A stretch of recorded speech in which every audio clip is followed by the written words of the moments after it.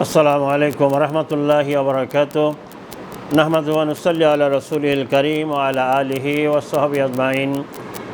সম্মানিত ভাই এবং বোনেরা, দূরে এবং কাছে যেখান থেকে আমাদের দেখছেন আর শুনছেন, সকলকে স্বাগত জানাচ্ছি ইসলামী গবেষণা কেন্দ্রের নিয়মিত আয়োজন ইসলামী মাসআলা এবং আপনাদের প্রশ্নের উত্তর।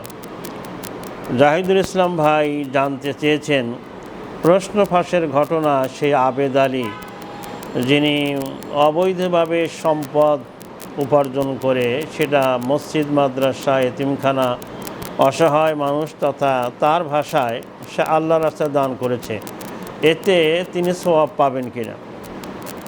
দেখুন, বিষয়টা খুব জটিল বিষয়।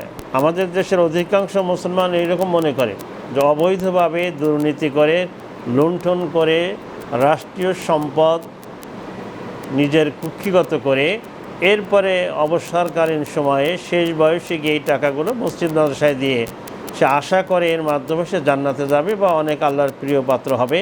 লোকেরা তাকে হাজী সাহেব বলবে, দানবীর বলবে।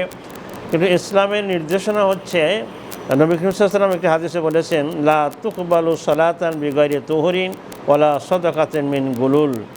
ওযু ছাড়া, পবিত্রতা ছাড়া যেমন সালাত কবুল হয় না, হারাম সম্পদ দান করে বা হারাম সম্পদ থেকে সাদকা করলে এটা কখনো গ্রহণযোগ্য হবে না।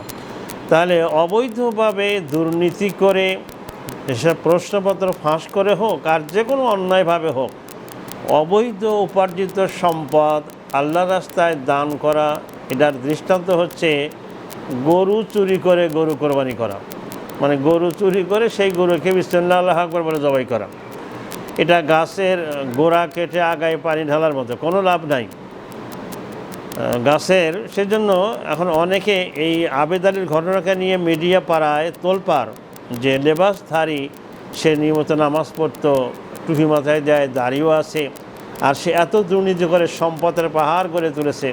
ঢাকায় তার 2টো বাড়ি আছে, মাদারীপুরে তার বিশাল বাসভবন আছে।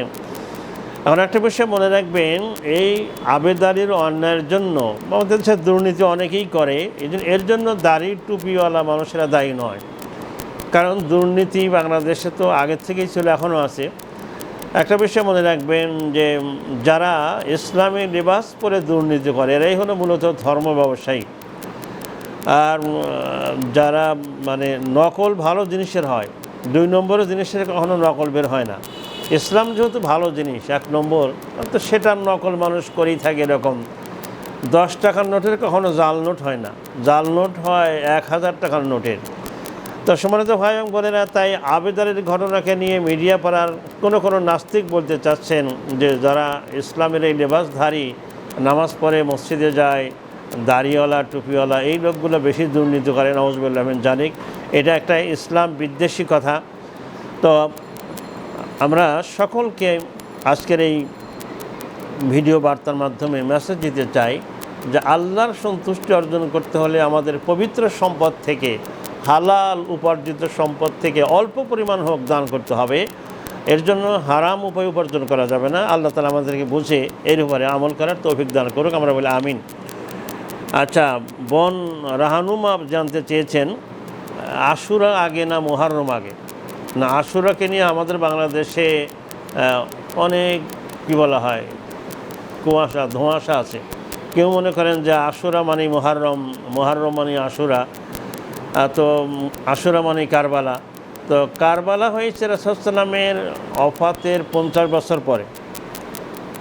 কারবালার ঘটনার সাথে আসলে আশুরার মর্যাদার কোনো সম্পর্ক নাই। আশুরা এবং মুহররম এই দুটোর ভিতরে যদি আমরা বলি, তাহলে আশুরার চেয়েও মুহররমের মর্যাদা বেশি। আশুরার চেয়ে মুহররম আগে। কারণ সূরা তাওবার 37 নম্বর আয়াতে আল্লাহ তাআলা বলেছেন, আউযু বিল্লাহি মিনাশ শাইতানির রাজিম, বিসমিল্লাহির রহমানির রহিম, ইন্না ইদ্দাতাশ শুহুরি ইনদাল্লাহি 12 শাহরান ফি কিতাবিল্লাহি 12 শাহরান। আল্লাহ তাআলা যেদিন এই আকাশ আর জমিন, এই মহাবিশ্ব সৃষ্টি করেছেন, সেদিন থেকেই আল্লাহর কাছে গণনাযোগ্য মাস হচ্ছে 12টি। মিনহা আরবাতুন হুরুম, তার মধ্যে 4টা মাস হচ্ছে সম্মানিত। তাহলে 4টা মাস হচ্ছে হারাম মাস, সম্মানিত মাস। এরপরে যালিকা দীনুল কাইয়িম, আল্লাহ রাব্বুল আলামিন বলছেন এটাই হচ্ছে বিধিবদ্ধ সংবিধান, সুপ্রতিষ্ঠিত বিধান। তাহলে আল্লাহ তাআলা এখানে বলতে চাচ্ছেন যেদিন আসমান জমিন সৃষ্টি করেছেন, একেবারে পৃথিবীর জন্মের সূচনা লগ্ন, যাকে রোজে আজল বলা হয়, সেদিন থেকেই মাস হচ্ছে 12টা এবং 4টা মাস হচ্ছে হারাম। এই 4টা হারাম মাসের ভিতরে 3টে হচ্ছে পরপর, জিলকাদ, জিলহাজ, মুহররম এবং রজব, যেটা রমজানের আগের মাসের আগের মাস। তাহলে এই দৃষ্টিকোণ থেকে মানে কি বলবেন, আশুরার আগেই কিন্তু মুহররম একেবারে মহাকাশ সৃষ্টির পর থেকেই নিয়ে মুহররমের মর্যাদা আল্লাহ বলে দিয়েছেন আরবাতুন হুরুম, 4টে হারাম। হারাম শব্দের অর্থ হচ্ছে রেস্ট্রিক্টেড এরিয়া। হারাম মানে নিষিদ্ধ, হারাম মানে সম্মানিত। আমরা যখন হালাল হারাম বলি, পাশাপাশি হারাম শব্দটা যদি কোনো সময়ের সাথে যুক্ত হয়, কোনো স্থানের সাথে হারাম শব্দ লাগানো হয়, তখন এর অর্থ দ্বারায় রেস্ট্রিক্টেড।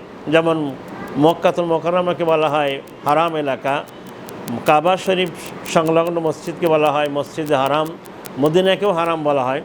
এই হারাম মানে রেস্ট্রিক্টেড এরিয়া, এখানে অমুসলিম কাফের মুশরিকদের প্রবেশ নিষেধ। আর মুহররম মাস হারাম মাসের একটা, হারাম মাস মানে সম্মানিত 4টে মাস, মানে এখানে পাপাচার নিষিদ্ধ মাস। এখানে রেস্ট্রিক্টেড, পাপ সবসময় পাপ, কিন্তু কোনো মুমিন যদি এই হারাম মাসে মুহররম মাসে পাপ করে, এই পাপটা আরও বেশি পাপ বলে গণ্য হবে, নাউজুবিল্লাহ মিন যালিক। সেজন্য মুহররমের আশুরা যদি আমরা বলি, আশুরা শুরু হয়েছে মূলত সহিহ হাদিস থেকে যেটা জানা যায়, হযরত মুসা আলাইহিস সালামের সময় থেকে।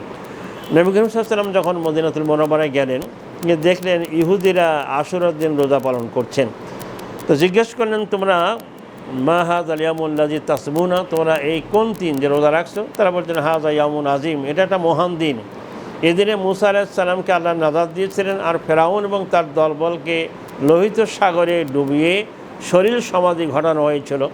মুসা আলাইহিস সালাম আল্লাহর শুকরিয়া আদায়ের জন্য তিনি সিয়াম পালন করেছিলেন, তাই আমরাও আজকে সিয়াম পালন করি। নবী করিম সাল্লাল্লাহু আলাইহি ওয়াসাল্লাম তখন বললেন, দেখো আমি তোমাদের চেয়ে বেশি হকদার মুসার প্রতি, কারণ মুসাও নবী আমিও নবী, মুসা আমার ভাই, মুসাও তাওহীদবাদী আমিও তাওহীদবাদী। রাসূল সাল্লাল্লাহু আলাইহি ওয়াসাল্লাম তখন রোজা রাখলেন এবং রোজা রাখার সকলকে আদেশ করলেন। এই হাদিস দ্বারা বোঝা যায় যে আশুরার শুরু হয়েছে হযরতে মুসা এবং ফেরাউনের এই ঘটনাকে কেন্দ্র করে। তাহলে আশুরার ঘটনা তো অনেক পরে। এবং আরেকটা হাদিসে পাওয়া যায়, যেটা ইবনে হিব্বানে রয়েছে, যে নূহ আলাইহিস সালামের কিস্তি যখন যদি পাহাড়ে গিয়ে অবতরণ করে, বরং সেখান থেকেই সেই দিনটা ছিল আশুরার দিন। তার এই সব দিনে যদি আমরা দেখি, আশুরা অনেক পরে, আশুরারও আগে মুহররমের ইতিহাস। তারপরেও আশুরার সাথে কারবালার কিন্তু সম্পর্ক নাই। কাকতালীয়ভাবে কারবালার ঘটনা আশুরার দিন সংঘটিত হয়েছিল। আমরা সকলেই মর্মাহত যে ইমাম হোসেন রাদিয়াল্লাহু তাআলা আনহুকে শহীদ করা হয়েছিল। কিন্তু আমাদের দেশ বাংলাদেশ, ভারত, পাকিস্তান এই অঞ্চলে মানুষেরা মনে করে আশুরা মানেই কারবালা, আর কারবালা মানেই আশুরা, নাউজুবিল্লাহ মিন যালিক। ইমাম হোসেন রাদিয়াল্লাহু তাআলা আনহু আহলে বাইতের সদস্য, রাসূল সাল্লামের কলিজার টুকরা, কোনো সন্দেহ নাই। কিন্তু আশুরার যে আমরা রোজা পালন করি, আশুরার যে ফজিলত রাসূল সাল্লাম বলেছেন, এটা ইমাম হোসাইনের কারবালার ময়দানে শহীদ হওয়ার জন্য নয়, সেটা ভিন্ন কারণ।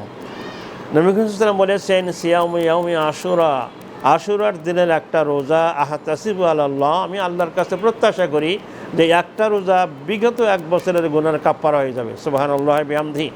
সহিহ মুসলিমের আরেকটা হাদিস রয়েছে, যে হযরত আবু হুরায়রা রাদিয়াল্লাহু তাআলা বর্ণনা করেছেন, নবী করিম সাল্লাল্লাহু আলাইহি ওয়াসাল্লাম ইরশাদ করেছেন, আফদালুস সিয়ামে বা'দা রমাদান শাহরুল্লাহিল মুহররম, রমাদানের পর আল্লাহর কাছে সবচেয়ে ফজিলতপূর্ণ রোজা হচ্ছে মুহররম মাসের রোজা।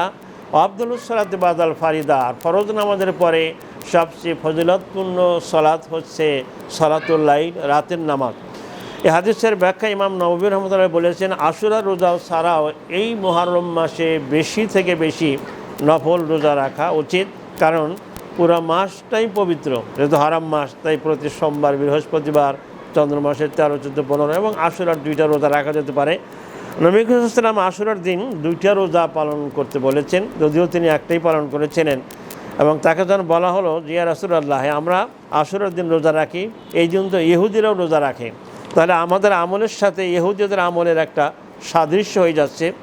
নবী করিম সাল্লাল্লাহু আলাইহি ওয়াসাল্লাম তখন বললেন, লাউ ইশতু ইলা কাবিলিন, আমি যদি আগামী বছর বেঁচে থাকি তাহলে লাসুমান্নাত তাসে, আমি নবম তারিখও রোজা রাখবো, মানে আশুরার 2টা রোজা, 9 তারিখ 10 তারিখ।